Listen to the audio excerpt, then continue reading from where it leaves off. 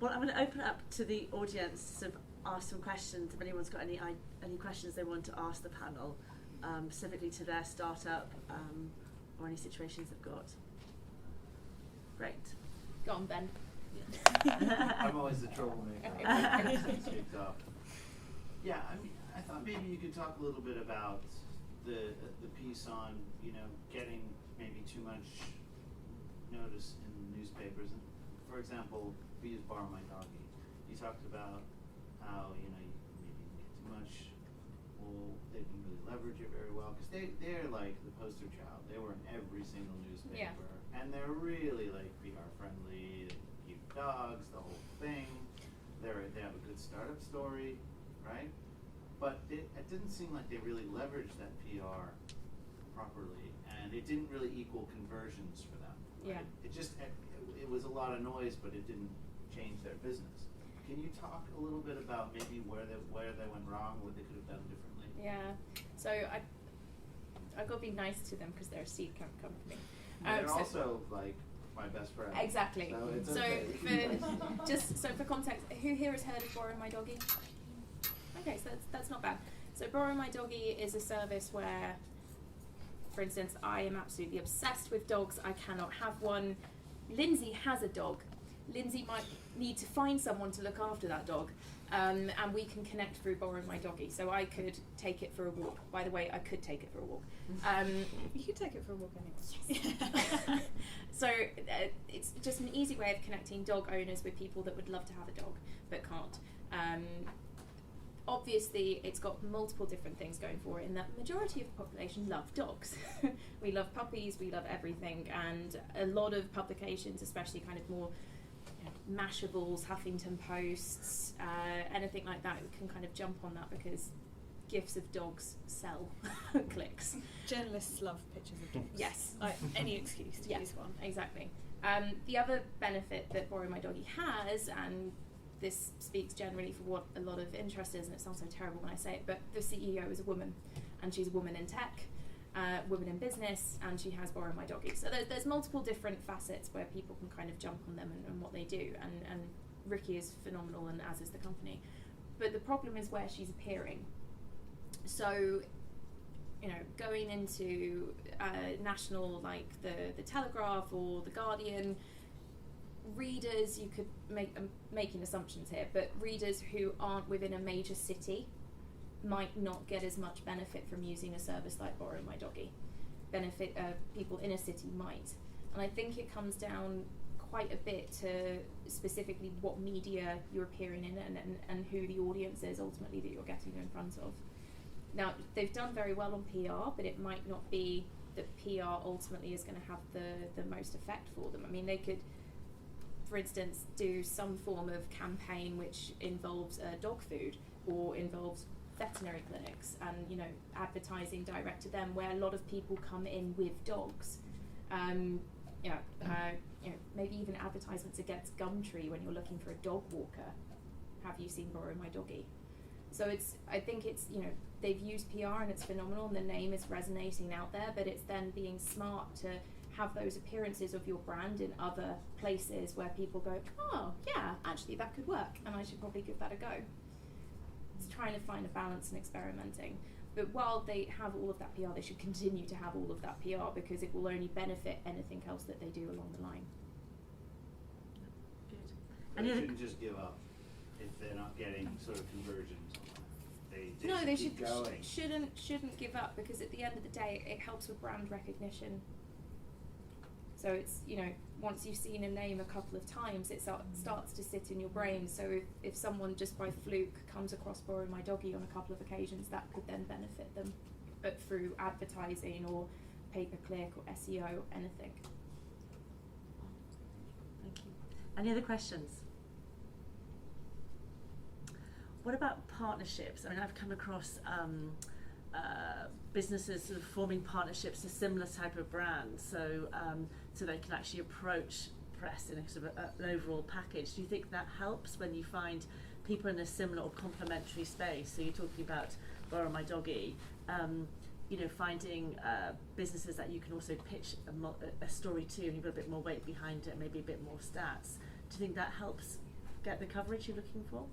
I think any part of community and being close to companies that are similar to yours, sharing ideas, looking at companies that have got press and the kind of press that you would like. These are companies just like yourselves, and you can pick up the phone, have a chat with them and find out how they did it. Companies that have, we mentioned TransferWise, have very aggressive marketing campaigns, finding out how successful was that for them, did it achieve their sort of what they wanted to achieve from it. So I'm not sure about kind of coming together as a group and going to a journalist unless there's a story that cuts across. It could work, but I think more about the sharing ideas and the getting to know each other, and I think that's the better thing, sharing those ideas. Yeah, I mean, I've known some businesses in the past to do more sort of defensive PR, I think they call it. So they might plant stories about their competitors to promote themselves. Do you find this happening, and do you take note to it, or do you just think, actually go away, I don't want to know? I mean, what's your reaction to this? Especially in certain sectors where there's a very small number of players, and it's a land grab and they're very aggressive, Uber and others, that stuff does go on. Yeah.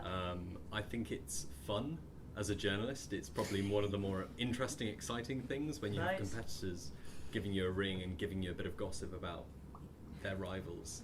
I don't think I'd suggest it as a... Sorry? Do you print it? If it's a good story, it's a good story.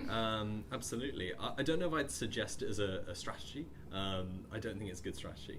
I don't know what you think of this. Yeah, I mean, you know, if we're talking about kind of PR and press releases and social media and approaching us about stories, you know, we are kind of, we want to know the communities, and we do want to know the gossip. You know, we want to print stuff that is not just stuff that's given to us. So, and that's not to say it will be a negative thing. It might be that it's a startup that is got funding and they're not announcing it yet, but you know, you hear and you follow it up, that kind of thing. You know, we like that. You're a community. We want to be reporting about it, and you know, if you guys know what something's happening and it hasn't been reported, you know, we're kind of doing it wrong. Yeah. Good. Yes. Yeah, sorry.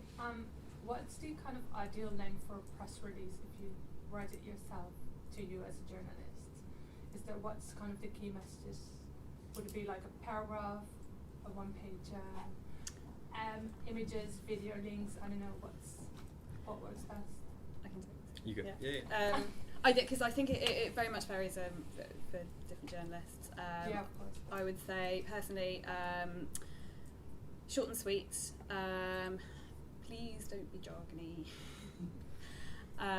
Yes, your business may be complicated, but I kind of wish I had some sort of slide I could put up about, you know, it was like a 200-word press release, and this is, you know, it's an established company, and it it literally makes me angry because I didn't even know what it was about. It was 200 words of absolute jargon. I you know, I kind of feel I do understand, you know, a little bit of the technical side of you know, things.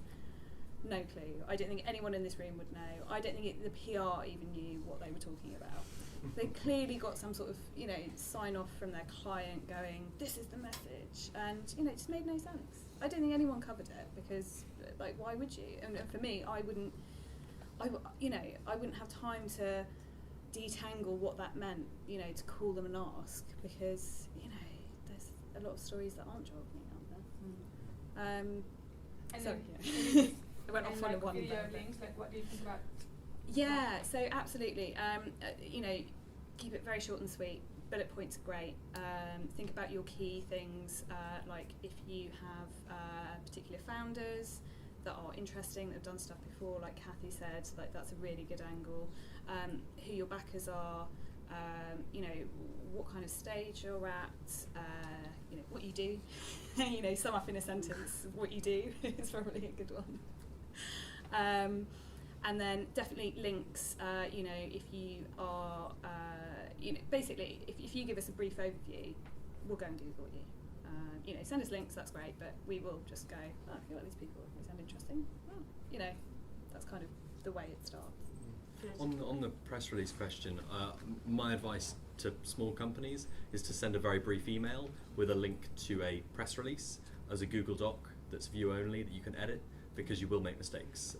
And if you've sent PDFs to everyone, you cannot rewrite them.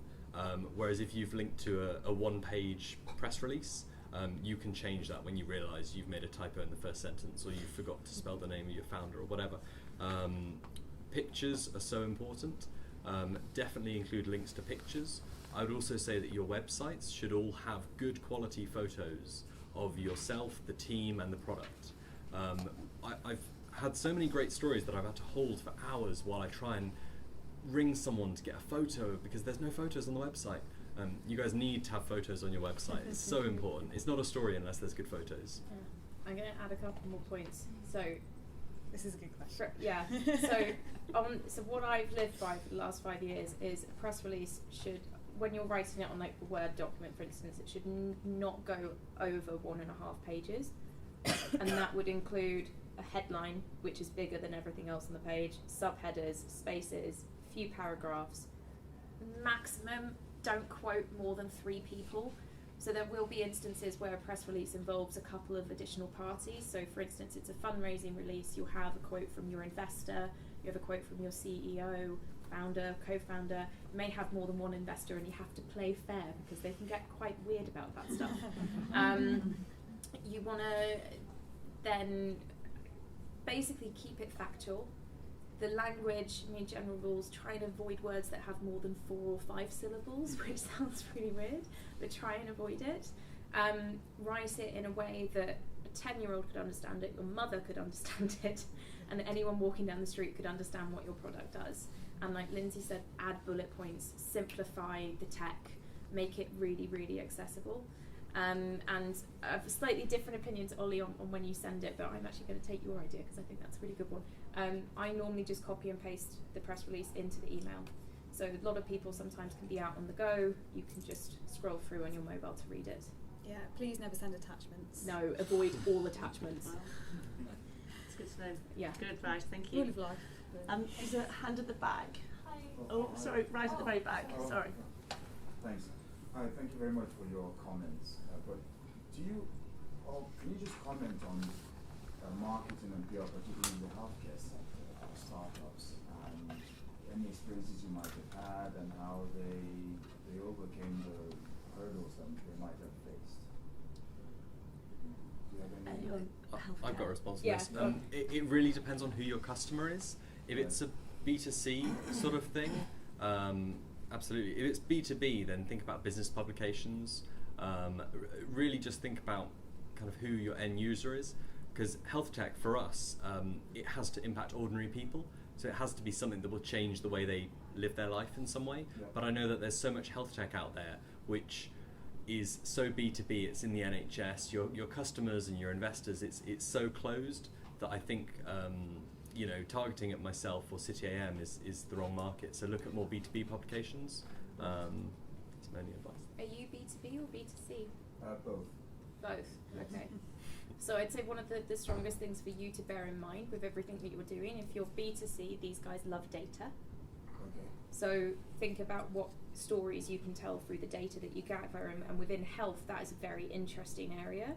And then from the B2B perspective, one of the strongest things sometimes to get into more trade publications is case studies. Right. So if you've got like working with the NHS, probably tell an NHS story. One of the easiest ways as a B2B company to get your story out there is to actually get your customer to tell it for you. So to talk about how using you has impacted their business and they've saved X amount of time or helped X amount of people. Right. So get them to almost kind of be your advocate within the press. It sometimes comes across as less salesy if you can get real people to talk about what you're doing. I just thought of there's a terrible with remembering stuff. But there's a firm that's looking at it monitors like how many steps nurses and doctors take, and it was something to do with how much time they are waiting for lifts and how much that would cost the NHS. So there was a bit of a crossover there with what they were.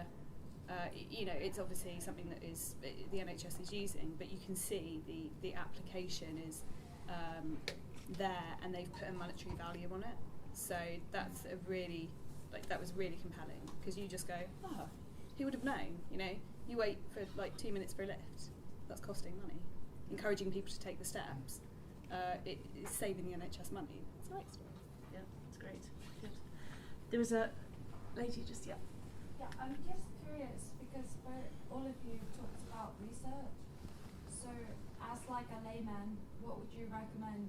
Like, how can you study like different companies and stuff that have had good PR followed up with any kind of good success? Because obviously not everybody. If I was just sitting at Google now and I would know nothing about it, what would be like something good to Google and look at? So I think from a startup founder perspective, and this accounts for everything that you're doing for your startup, you should constantly be looking at your competitors, and you should know who your competitors are as a startup. There's no startup in the world that doesn't have a competitor. And you need to know who they are, not just for a press perspective and a marketing perspective and your product development, but also for your investors and who you might be pitching for money. One of the easiest things you can do initially is, when you recognise who your competitors are, just set up Google Alerts.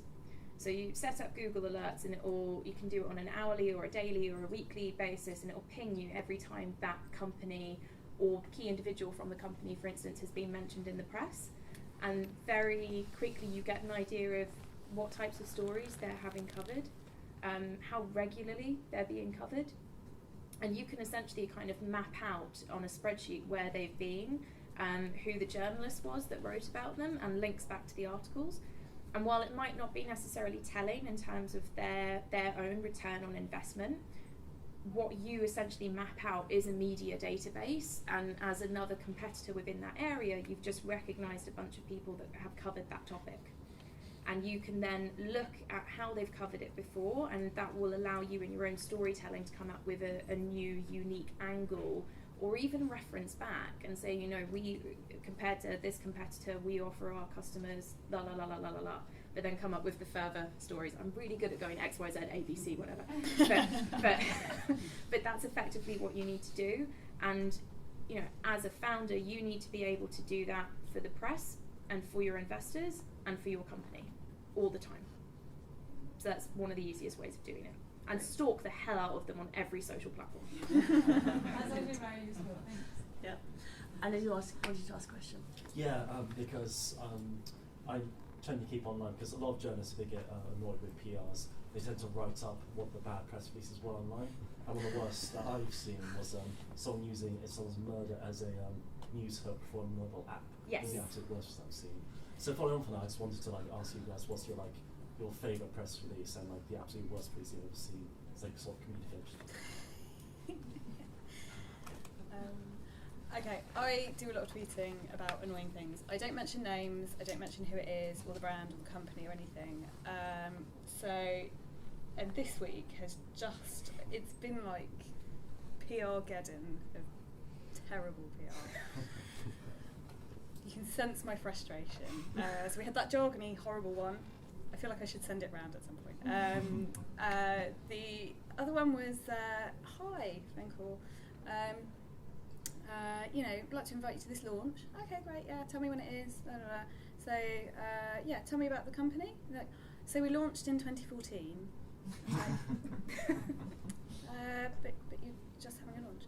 Oh yeah, we've had a makeover on our app. That's not a launch. It kind of makes us die inside slightly when these things happen. I've gone off a bit of a tangent there. I can't remember what the question was. Good PR. Yeah, good that's PR. right. There is. That's not to say we're much more likely to talk about the negative things than the positive things. So I had within about an hour of each other, both from the same agency, both about the same brand, 2 calls, and what made them really great were they knew exactly what we were looking for. And I know that sounds hard to it's hard to kind of identify what that is in specific situations, but it was the right kind of company, it was the right kind of person they were talking about from the company. It was literally a phone call, and it was very direct. It wasn't a, hi, how you doing? You know, we are very time pressed. We have a lot of stories to write. There are a lot of stories out there. But, you know, not, oh, hello, it's so-and-so from so-and-so. I spoke to you last week, but I was just calling now because it's like you've wasted a minute of my time with absolute blather already. So they were like, so just, hey, I've got this for you. Do you want it? Really quick, really simple. And that's, I don't kind of want to say like who it is. It's difficult to explain, but, you know, when they get it, they know who your audience is, they know, you know, they're very direct.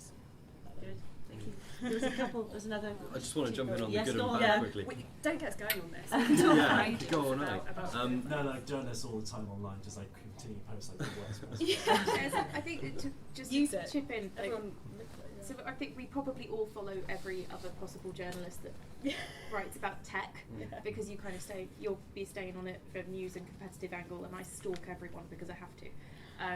There's a couple of people on there that I would just say they constantly do that, and they've kind of made a brand for themselves out of that, but I don't think it's every single journalist that does it. There are some really nice ones out there. Just yeah, don't be afraid from sending something if you're, just send it. But the worst is always the Dear XXX, where they've forgotten to put your name in because they're sending it to so many people, or the wrong name, or, you know, the wrong spelling. Wrong spelling. Yeah. Oh. So and it's yeah. not, sorry, not to butt in, but it's not that in itself. It's the fact that it just shows that you haven't done the research of who we are, which signals that you don't know what we write about or who our audience are or anything else. You know, it's You're just sending it to 100 people, and and the worst thing is when all 100 people have got Dear XXX, and then all the journalists will go on Twitter and complain about it. The best is when you get a pitch from, it doesn't matter who has read your stuff, who actually reads the publication or the journalists themselves, and actually understands like who we're writing for. You know, you don't have to be our biggest fan in the world, but as long as you've done the basics of reading a few stories, so you know kind of where we're coming from, or if we've written about you before, you know, just knowing that is really important. I think that's a great point. What I think that's what I was trying to articulate. Like, you've got it. I'm not very good at this. This is why I write and don't speak. But it's absolutely that. It's you know, you know that they've followed what you write about. And it's very easy. So if you're targeting a journalist, you're going like, right, I really want to be in that publication. They're the person that's going to write it. Just read what they've written for like a couple of weeks. Look at their back catalogue. You know, it's so easy. But just on the reading stuff, if you see a story that's like your story, do not call them up and say, I read this story you did yesterday, I've got one that's just like it. And pitch yours, because we've done the story. Great, thank you. Yes. Yeah. So obviously, when you get a pitch, I'm assuming you Google the company almost straight away. How negative is it if that company hasn't had much press before? Is that a real don't want to touch it, hands off, or does that not really affect things? Not I'd at all. say, that's probably quite a good thing, because it means we're early there, and if there's a story there, you know, we're getting there first. We were talking about borrowing my doggy earlier. You know, if I got a pitch from them, I'd Google them. I'd see they've got all this press, and I'd go, well, everyone's done this. I'm probably not going to touch it. So not having press is not a bad thing necessarily. What's your thoughts on chemistry meetings? Like, do you find them useful to get new angles for story ideas, or are you not a fan? So that again, sorry? Chemistry meetings, what are your thoughts? Do you like them for getting new story ideas and like new leads and stuff? What kind of just like having a coffee and just chatting, like not for a story and stuff? Yeah, just talking to clients. Personally, I love doing that. I don't get enough time to do that. So it can be difficult. But no, absolutely, it's good to get a sense. Like I said earlier, you know, you want to know what's going on the ground, and you know, generally what's happening. So yeah. I think we've got time for two more. Yes, I've been in business since maybe someone in this room was a toddler. So I saw trends coming and going in waves, and there was the Lemon Bag and so forth. And so the last one, I understand there are fintech and Ethereum, blockchain and so forth, virtual reality. Is there some of these buzzwords or trends that particularly catch the eye, and if so, which? Yeah, absolutely. At the moment, certainly for us, VR is one of them. Anything to do with VR, you know, it doesn't matter if it's a theatre production that's bringing VR. It's so hot at the moment. And on the fintech, similarly for fintech, there's as long as it's B2C, I think pretty much anything in fintech right now is fairly interesting. Those are the two that jump to my mind. Yeah, absolutely. Yeah, agree. Fintech, blockchain, driverless cars are an interesting one, and AI is a really interesting one. You know, if we can get a new angle on something that's happening in those areas, you know, we like that. Any angle, I mean, also sidelines. So AI in particular for us is more about how it's going to change working life. So kind of automation of jobs, how your job might change, how it can help you with your job in some way is quite a strong one for us. Or and you know, not necessarily even your job actually as well. You know, like virtual assistants are going to help in some way. Last one at the back. Hey, I'm curious what you guys think about attempting PR and marketing for a pre-launch company, and whether or not it's worth trying to build a brand for a company that doesn't have a public product yet. I mean, have a look in the fintech space at the moment. Have a look at Mondo, Tandem, Atom Bank. None of these guys have products. Some of them are years away from launch, yet I've written loads of stories about some of them. It's a really clear example of being in a space that's very exciting, and all of them, I'd say, have done fairly good press. On Mondo especially have done fantastically well, and they do have a product now. But yeah, so I wouldn't say don't do it. It just depends on your product. It depends on your market. What did Mondo do, out of curiosity? What did they do so well? What did they do so well? They've done influencer marketing very early on. So Mondo is technically, it's still in beta, or it's only just gone into alpha with the card connected to your app. And what they did in order to kind of build steam was that they got loads of the cards prepped. And the nice thing is you get them, it's fluorescent pink, so you're always going to remember it. And they sent them to everyone, to all of the key influencers that they wanted to get in front of. So that was investors, that was journalists, and that was kind of people within the tech community around London predominantly, who would jump on it and go, "Ooh, I've got a Mondo card." It makes you feel special because you've got it really early on.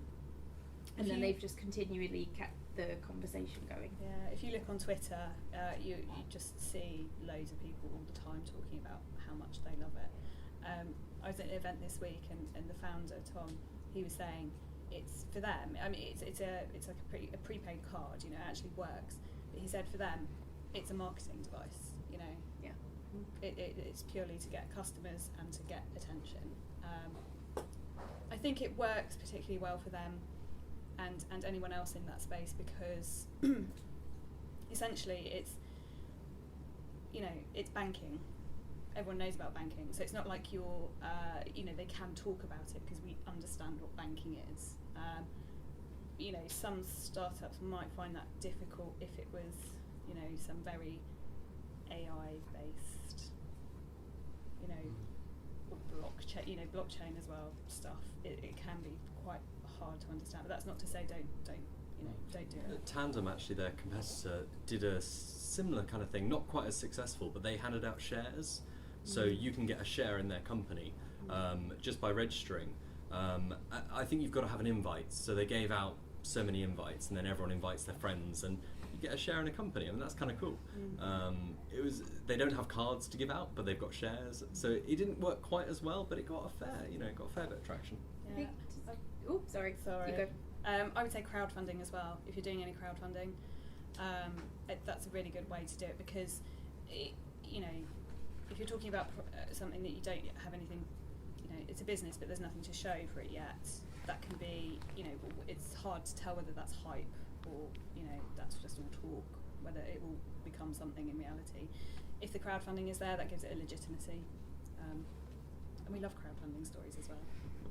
Presumably, sorry to ask another one, presumably timing is really important as well. Because if you're not Mondo and have like a continuous story that you can tell for however long it's been now, if you have like one big thing or whatever you think is the biggest thing, presumably timing is so important to make sure it doesn't pique some kind of interest, then 2 months later it's dead. Yeah, I think that there's certain things you can do around timing to be a little bit smart.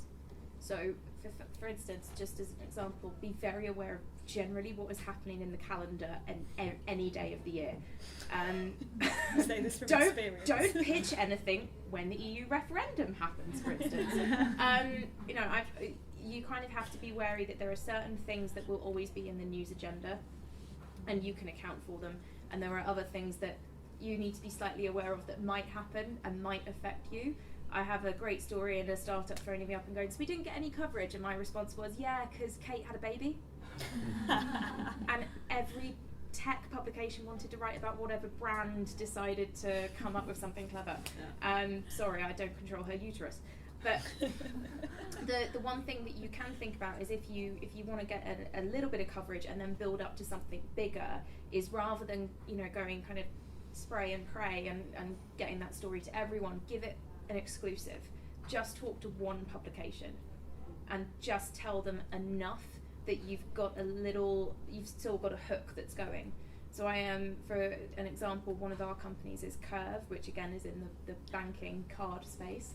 And in December they did one piece of coverage, and they just announced that they'd had fundraising. They didn't give away too much, but it had the hook of Target from TransferWise investing in their company. They got one piece of coverage on TechCrunch as an exclusive, and then subsequently about 7 or 8 other publications wrote about it based on that piece.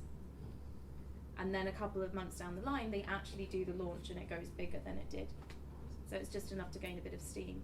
But just to add, sorry, because we're going into full marketing break now, but if you do something like that, always have a call to action as a startup. So if you're doing something stealthy, you're in beta, but you want to try and get those users further on down the line, direct them to your website. Have a page on your website that says pre-register here to be notified when we launch. Because you could have all of that noise, but if it doesn't drive anything in return, what was the point in doing it? Great, so just before we close, one top tip from everyone, and then we've got pizza and some drinks and some networking, and I'm sure you don't mind a few questions afterwards if people want to grab you. So what would be your final top tip? I'll go first. Go on. So this is really embarrassing. It's my big top tip that I've had for the last 5 years, and I count it for PR, for everything, and for life. But don't be a dick. Seriously, I find it shocking how many people can get aggressive about not getting a piece of coverage, or get really antsy with a journalist if they promised a piece and then it doesn't come through, or they can get really rude on email. And at the end of the day, you just look like a prat. Don't do it. So just, everyone that you work with, whether it's a PR person, a journalist, or just someone on the street, just be nice. Thank you. Remember that one. I'm not sure I can follow that. I would say, don't get discouraged if, because often, it's not necessarily if we're not getting back to you, or if we don't cover it, or for you, like your startup is the biggest thing. For us, it might be a great story. It might not be the right timing. It might not happen. We might not have the right detail. It might not. Don't think of it as, oh, we didn't cover you, therefore we should never contact you again. We're very kind of busy. There are a lot of stuff to do, and obviously, we want to be covering things, and we just, it might be that our editor gives us something else to do. It might be that, you know, something else, you know, it gets bumped for a bigger story. There might be many reasons, so don't let it discourage you. Following on from what we said earlier, but read the publications that you're trying to get into. Read them, enjoy them, hopefully. And also, a second point is have an email address, a press email address and phone number on your website as well, please. Again, really annoying when you have a great website and you know there's a story but you can't call or email anyone. So it's all about timing, not giving up, not being a dick, and making sure you've got that call for action contact details. On the Work Crowd, we actually have a toolkit for if you're looking to bootstrap your PR. Do go to the Work Crowd and you'll be able to find a toolkit on there which will help startups. But thank you so much indeed. I've got loads out of this. I'm sure everyone else has. It's been really, really useful. So please all do join me to thank our panel for your time. Thank you very much.